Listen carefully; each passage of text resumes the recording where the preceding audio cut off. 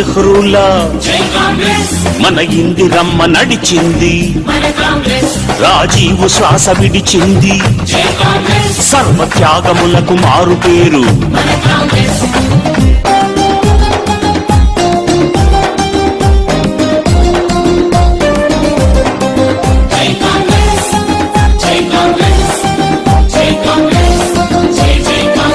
మనకు మహామహులనిచ్చింది, మన దేశమంత మెచ్చింది, ప్రాజెక్టులన్నీ కట్టింది, పల్లె రూపురేఖ మార్చింది.